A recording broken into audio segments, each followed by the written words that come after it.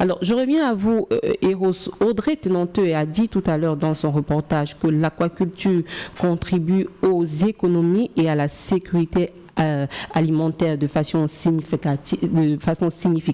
Est-ce le cas?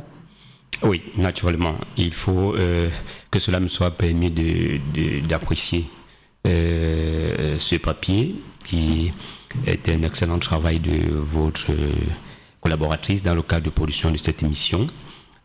Sauf que le chiffre de 200 000 tonnes en termes de besoins n'est pas actualisé. Actuellement, on se retrouve à près de 500 000 tonnes si on fait le rapprochement avec la population camerounaise estimée à près de 20 millions d'habitants.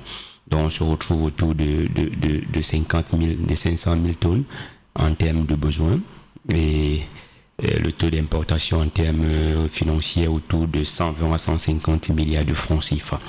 Alors, la pisciculture est une activité intégratrice, c'est une activité agro-pastorale qui a le mérite d'avoir une forte capacité de productivité. Dans les émissions passées, on a essayé autant que faire se peut d'expliquer quelles sont les différentes variantes, quels sont les différents facteurs qui sous-tendent dans la productivité et la réussite d'un projet d'aquaculture. Donc aujourd'hui, que ce soit du point de vue social ou du point de vue économique, il n'est plus à démontrer que la pisciculture aujourd'hui nourrit son nom.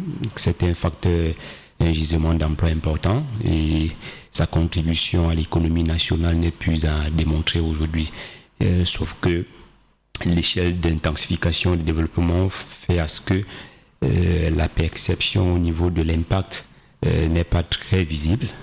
La pisciculture est encore intégrée dans les autres métiers de la pêche, justement parce que du point de vue des considérations coloniales et des pratiques anciennes, on pense que lorsqu'on fait de la pêche, forcément on doit intégrer la pisciculture à tout cela. Aujourd'hui, la pisciculture est une activité qui se veut autonome puisqu'elle est désormais une science qui a ses règles et ses principes qu'il faudrait tout simplement respecter. Donc en gros, c'est un domaine engorgé de beaucoup d'opportunités pour le cas du Cameroun.